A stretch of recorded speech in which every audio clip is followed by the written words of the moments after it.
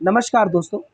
आज के इस वीडियो में हम आपको यूपी के एग्ज़ाम से संबंधित जो प्रीलिम्स का एग्ज़ाम अभी हाल में होने वाला है, इससे संबंधित महत्वपूर्ण जो करंट अफेयर्स हो सकते हैं, जो सामयिक घटनाएँ हो सकती हैं, उनके बारे में हम आपको वीडियो लेकर के आए हैं।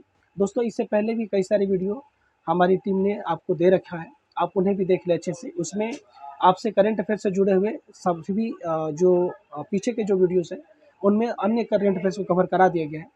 बाकी के आगे के भी करंट अफेयर्स के वीडियो आपको लगातार मिलते रहेंगे। चैनल को सब्सक्राइब कर लीजिएगा। इसमें क्या है कि आपसे आपके काम से जुड़ी हुई जो भी महत्वपूर्ण करंट अफेयर्स हो सकते हैं, जो आपके एग्ज़ाम में काम आएँगी। और ये एग्ज़ाम जैसे यूपी पीसीएस प्री का हो गया, इसके अलावा आरओ हो गया या अन्य जो एग्ज़ाम है, जो आप तैयारी कर रहे हैं पीसीएस लेवल की, तो वो आपको यहाँ से हो जाएगा। दोस्तों, आज के इस वीडियो में हम आगे की कुछ चीज़ों को बताने वाले हैं। जैसे अभी आपके सामने एक अंतरिम बजट अभी पेश हुआ है, वर्तमान सरकार जब गठन हुई, तो पहला आप एक छोटी-सी ये बातों को भी समझ लें कि अंतरिम बजट होता क्या है। दोस्तों, दरअसल होता क्या है कि एक होता है पूर्णकालिक बजट, एक होता है अंतरिम बजट। पूर्णकालिक मतलब क्या होता है ना कि एक वित्तीय वर्ष के लिए आता है। वित्तीय वर्ष पूरा 1 वर्ष का होता है, तो उसमें आपको वो पूर्णकालिक होता है। लेकिन जब नई सरकार गठन होती है, पुरानी सरकार का विघटन होता है, तो विघटन के बाद जो नई सत्ता आती है, तो वो अपना बचे हुए समय के लिए एक बजट लाती है। इसी को अंतरिम बजट कहा जाता है। अब हमारा सवाल कहाँ से पूछा जाएगा, ये तो आपकी एक जानकारी के लिए हो गया कि ताकि आपको एक जानकारी रहे कि क्या चीज़ें होती हैं। तो इसमें आपके लिए करंट अफेयर्स की बात ये है कि क्या अंतरिम बजट के लिए संविधान में कोई प्रावधान है? तो संविधान में इसके लिए कोई प्रावधान नहीं है, यानी इसके लिए कोई अनुच्छेद नहीं दिया गया है ना? ये आपके काम की चीज़ थी, इस बात को आप ध्यान में रखिएगा। बाकी इसके अलावा आपके प्री में इससे ज़्यादा कुछ नहीं पूछेगा। आगे की चीज़ों में हम देखें तो कुछ महत्वपूर्ण चीज़ें हैं जो बताई गई हैं, हालाँकि आपके एग्ज़ाम के लिए ये महत्वपूर्ण नहीं है। आपके बेसिक नॉलेज के लिए थोड़ा-सा आपको बता दिया गया है कि 2047 में विकसित देश बनाने की बात की गई है भारत सरकार के द्वारा इस बजट में। इसके अलावा निर्मला सीतारमण पर लगातार अभी आप देख रहे होंगे न्यूज़ में, लगातार दबाव बन रहा था कि आप जो है जातीय जनगणना पेश किया जाए। खास करके बिहार से इसकी मुखर आवाज़ दी गई थी कि इसको जातीय जनगणना को लाया जाए। लेकिन सरकार जो है अभी तक से इस पर पूरी तरह से स्पष्टीकरण नहीं दी है। हालाँकि उसमें उन्हीं जातियों के आधार पर जो है भारत सरकार ने 3-4 जातियों के नाम लिए निर्मला सीतारमण ने इस बजट में जातियों को इन्होंने निर्धन, महिला, युवा और अन्नदाताओं के आधार पर बाँटा है। तो जातीय जनगणना के नाम पर ये 4 चीज़ें बताई गई हैं। जब हम आगे बढ़ते हैं और सूर्योदय योजना पाते हैं, ये आपके काम की चीज़ है, इन्हें आप अच्छे से समझें। सूर्योदय योजना जो है ये सामाजिक न्याय और अधिकारिता मंत्रालय के द्वारा गवर्न की जाएगी, यानी नोडल एजेंसी इसकी ये है। ठीक है, ये आपके काम की चीज़ है। और इस तो सूर्योदय योजना में आपको मुख्य रूप से यही जानना था कि सूर्योदय योजना क्या है। तो आप समझ रहे हैं 1 करोड़ लोगों को बिजली फ्री यूनिट देने की बात की गई है। दूसरा ये कि ये इसकी नोडल एजेंसी कौन है, तो सामाजिक न्याय और अधिकारिता मंत्रालय। आगे बढ़ते हैं, प्रधानमंत्री गति शक्ति योजना।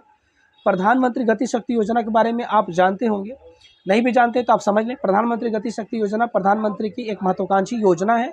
इसके तहत क्या किया गया है कि जो बुनियादी जो ढांचे हैं, ये अब मैं आपको इसको थोड़ा अंडरलाइन कर देता हूँ।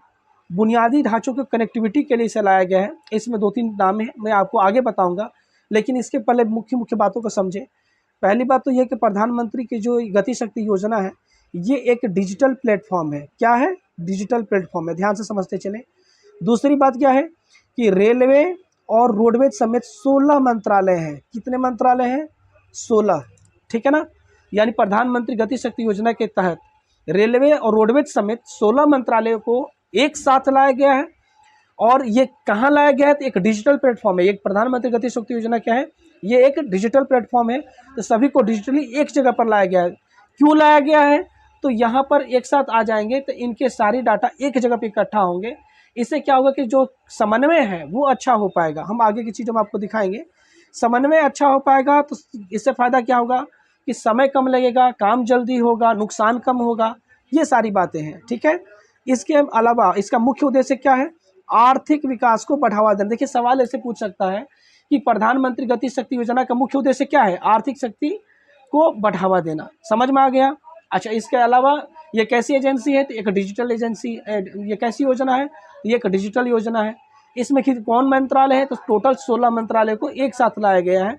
ये मुख्य बातें जो हमने आपको बता दी। बाकी आप इनमें कई सारी चीज़ें हैं, वो आप पढ़ लीजिएगा। ये मेन चीज़ें थी जो हमने बताई, और इसके अलावा कुछ मेन चीज़ें हैं, हम उसको भी बताएंगे आपको। ये रहा कि इसके तहत में ये बताया गया है कि इसमें 3 तरह के कॉरिडोर बनाए जाएंगे। कितने तरह के? 3 तरह के कॉरिडोर। कौन कौन से? ऊर्जा खनिज व सीमेंट कॉरिडोर, कॉरिडोर, पतन संपर्क कॉरिडोर, और यह भारी वाहन यानी भारी यातायात कॉरिडोर। इसके तहत मुख्यतः 3 कॉरिडोर बनाए जाएंगे। इनके माध्यम से भारत के आर्थिक विकास को बढ़ावा दिया जाएगा। समन्वय के लिए, एक अच्छे समन्वय के लिए एक डिजिटल प्लेटफॉर्म बनाया गया है, जिसमें कुल मिलाकर 16 मंत्रालय को रखा गया है। हमने सभी चीज़ों को सम अप कर दिया एक ही जगह पे, ताकि आपको अच्छे से समझ में आए। हम आगे बढ़ते हैं। इस वीडियो में अभी हमने आपको एक महत्वपूर्ण करंट अफेयर्स को कवर कराया, एक नहीं 2 को कराया, जो महत्वपूर्ण है।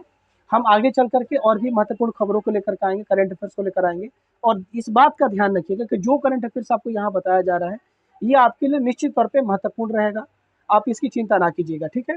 अब हम बात करते हैं कि इनसे सवाल कैसे कैसे पूछे जा सकते हैं। थोड़ा आप एक बार इन्हें भी देख लें। निम्नलिखित में से गति शक्ति योजना का संबंध है, तो किनसे संबंध है ये हमने बताया है। आप एक बार बिना पीछे देखे, बिना देखे एक बार कोशिश करें, ना आए तो पीछे में हमने बता रखा है, आप सुन लीजिएगा। सूर्योदय योजना का नोडल मंत्रालय कौन सा है, ये जिसमें लिखा गया है, आप इसे ध्यान से पढ़िए। देखिए ये सब सवाल महत्वपूर्ण है। और दोस्तों, यूपीएससी और स्टेट पीसी से संबंधित कोई भी अगर आप मटेरियल लेना चाहते हैं, तो आप राजेश बुक स्टोर से घर बैठे मंगा सकते हैं। जो भी आपकी तैयारी से जुड़ी हुई महत्वपूर्ण चीज़ें हैं, आप उन्हें यहाँ से मंगा सकते हैं। और यदि अगर आप जो इम्पोर्टेंट मटेरियल होते हैं उनके बारे में अपडेट पाना चाहते हैं, या कोई भी तैयारी से जुड़ी महत्वपूर्ण अपडेट पाना चाहते हैं, तो ये राजेश बुक स्टोर का जो यूट्यूब चैनल है, यूट्यूब पर लिखेंगे राजेश बुक स्टोर, तो ये यूट्यूब चैनल आ जाएगा। आप उन्हें जा करके वहाँ पर सभी चीज़ों को देख पाएंगे। चैनल को सब्सक्राइब कर लेंगे आपको, तो वहाँ से संबंधित जो भी मटेरियल होगा उनकी डिटेल आपको नोटिफिकेशन मिलता रहेगा, आप उन्हें देख पाएंगे और जान पाएंगे, ठीक है। और बाकी करंट अफेयर्स के लिए चैनल को सब्सक्राइब कर लीजिएगा, ताकि आपको अपडेट मिलते रहे। तो मिलते हैं अगले वीडियो में। बहुत बहुत धन्यवाद।